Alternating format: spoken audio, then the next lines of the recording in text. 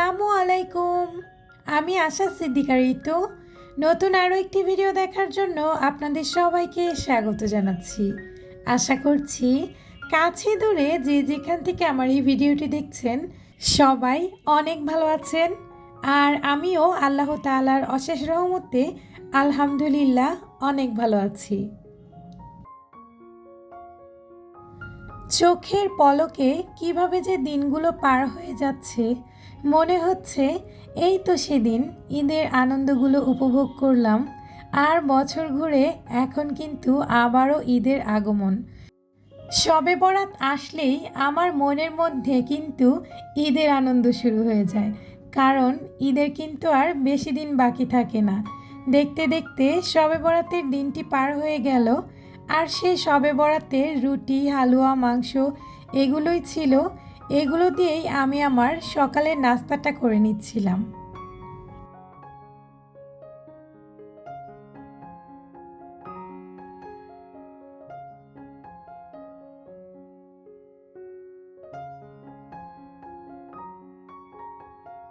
শবে বরাতের পর রমজান আসতে কিন্তু সময় থাকে মাত্র 15 দিন, আর এই 15টা দিন কিন্তু দেখতে দেখতেই একদম পার হয়ে যায়। তো রমজানে ছোট বাচ্চা নিয়ে কাজকর্ম যাতে একটু গুছিয়ে করতে পারি, নিজের শরীরের একটু আরাম দিয়ে করতে পারি, এ কারণেই কিন্তু আমি একেবারে শবে বরাতের পরদিন থেকেই রমজানের প্রিপারেশন নিয়ে নিচ্ছিলাম, সমস্ত বাজারগুলি গুছিয়ে নিচ্ছিলাম। তারই কিছু অংশবিশেষ আমি আজকে আপনাদের সাথে শেয়ার করছি। আশা করছি ভিডিওটি আপনাদের কাছে ভালো লাগবে। ভিডিওর শুরুতে আপনাদের কাছে ছোট্ট একটি অনুরোধ করে নিচ্ছি। আপনারা আমার ভয়েস শুনেই নিশ্চয়ই বুঝতে পারছেন আমার প্রচণ্ড ঠান্ডা লেগে আছে, তো আমার কথা বলতে একটু কষ্ট হচ্ছে। আমার কথার মধ্যে যদি কোনো ভুল ত্রুটি হয়ে যায়, অবশ্যই আপনারা একটু ক্ষমাসুন্দর দৃষ্টিতে দেখবেন। প্রতিবার রমজানের আগে আমি কিন্তু নিজের কাছেই নিজে প্রতিজ্ঞা করি আমি একদমই তেলে ভাজা ফুডগুলো অ্যাভয়েড করব। তারপরেও কিন্তু পারি না।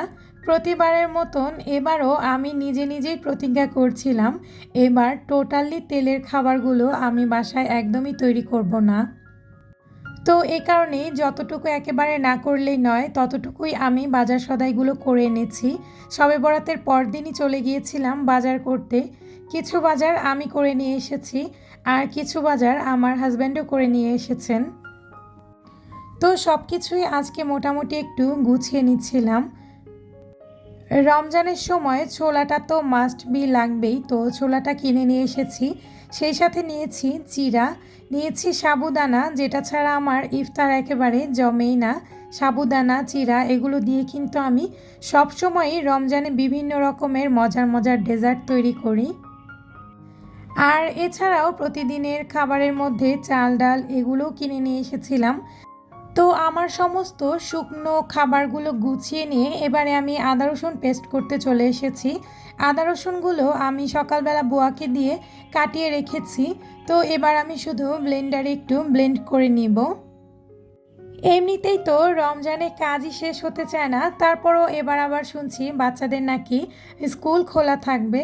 তো এটা শোনার পর আমার একেবারে ভয় কাজ করছিল দুইটা বাচ্চা নিয়ে স্কুল করে কিভাবে যে আমি রান্নাবাড়ির কাজকর্মগুলো করব। তো সমস্ত ভয় ভীতি ঝেড়ে ফেলে দিয়ে আমি আসলে কাজে লেগে পড়েছি।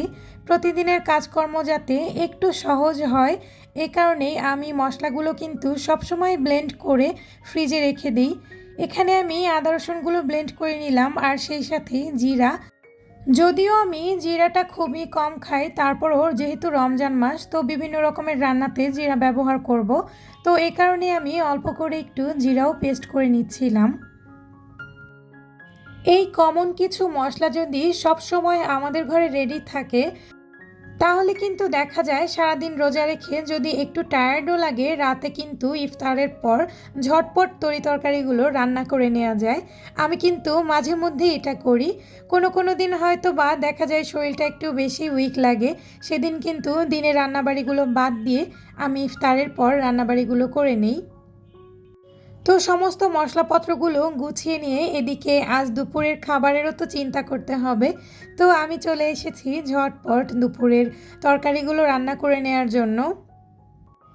এখানে আমি ইলিশ মাছ ভুনা করে নিচ্ছিলাম আর সেই সাথে লাউ আর ডাউল রান্না করে নিব। যখন বাচ্চারা অনেক ছোট ছিল তখন শুধু মনে মনে ভাবতাম বাচ্চারা একটু বড় হয়ে গেলে আমার কাজের প্রেশারটা একটু কমে যাবে, তখন হয়তোবা একটু সময় ফ্রি পাবো। তবে যত দিন যাচ্ছে ততই শুধু দেখছি কাজের চাপ আরও বেড়েই যাচ্ছে। এটা কি শুধু আমার সাথেই হচ্ছে কিনা আমি আসলেও বুঝতে পারি না। তো যাই হোক, বাসায় যেহেতু অনেক কাজ, তো আমি কিন্তু খুবই ঝটপটই দুপুরের রান্নাবাড়িগুলো করে নিচ্ছিলাম।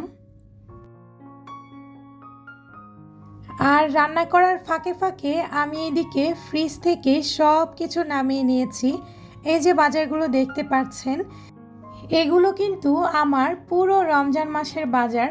আর আমি কিন্তু শুধু এবছর না, আমি প্রতি বছরই চেষ্টা করি রমজান মাস আসার আগে মাছ মাংস এগুলো একেবারে কিনে কেটে ধুয়ে তারপর রান্না উপযোগী করে ফ্রিজে রেখে দিতে। এই কাজটা করলে কিন্তু রান্নাবাড়ির কাজকর্ম খুবই সহজ হয়ে যায়। তো মাছ মাংসগুলো বের করে নিয়েছি, আর এদিকে যে স্টোরেজ বক্সের মধ্যে আমার এই মাছ মাংসগুলো আমি স্টোর করি সেই বক্সগুলো আমি বের করে ডিপ ক্লিন করে নিয়েছি। আমার ফ্রিজগুলো যেহেতু আমি একা হাতে ইউজ করি, তো দেখা যায় কি আমার ফ্রিজগুলো কিন্তু আলহামদুলিল্লাহ কখনোই ময়লা হয় না।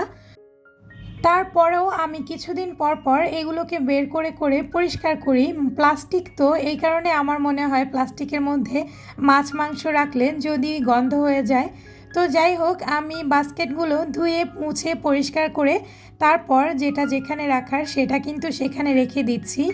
ইলিশ মাছগুলো আমি কিন্তু কখনোই কেটে স্টোর করতে পারি না, কেন জানি না। আমার মনে হয় ইলিশ মাছ কেটে রাখলে মাছের ভেতরের স্বাদ গন্ধ দুটোই নষ্ট হয়ে যায়। তো আমি কিন্তু সব সময় ইলিশ মাছগুলোকে এভাবে ক্লিন র্যাপারে পেঁচিয়ে তারপর উপরে আলগা পলিথিন দিয়ে মুড়িয়ে রেখে দেই। তো মাছগুলো আমি একটা ঝুড়িতে রেখে দিলাম, আর সেই সাথে এখানে আমি মুরগিগুলোও রেখে দিচ্ছি। আর এভাবে ঝুড়িতে আলাদা আলাদা করে রাখার ফলে কিন্তু আমার বাজারগুলো খুঁজে পেতে খুবই সুবিধা হয়। আমি যখন যেটা রান্না করব, যেমন মাছ চাইলে মাছের বক্স খুলি, আর মাংস চাইলে মাংসের বক্স খুলে আমার যখন যেটা প্রয়োজন মতন নিয়ে আমি রান্নাবাড়িগুলো করতে পারি। আপনারাও চাইলে এই পদ্ধতিটা কিন্তু ফলো করতে পারেন, আশা করছি আপনারা উপকৃত হবেন। একটা ঝুড়িতে বড় মাছ আর একটা ঝুড়িতে মাংস রেখে তারপর আমি ছোট মাছগুলো আরেকটা ঝুড়ির মধ্যে রেখে দিচ্ছি।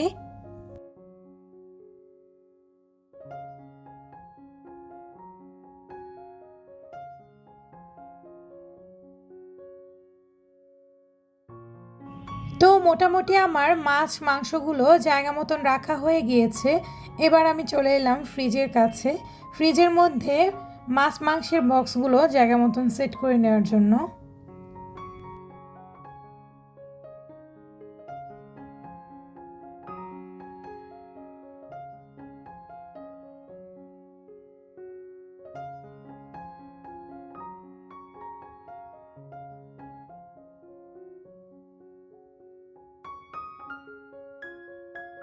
তো মাছ মাংসের বক্সগুলো আমি জায়গা মতন রেখে দিয়েছি, আর এদিকে কর্নারে একটু জায়গা ছিল, সেখানে আমি আমার প্রয়োজন মতন মশলার বক্স আর সেই সাথে ছোট ছোট একটু বক্সে মাংস রেখেছি, গরুর মাংস, খাসির মাংস।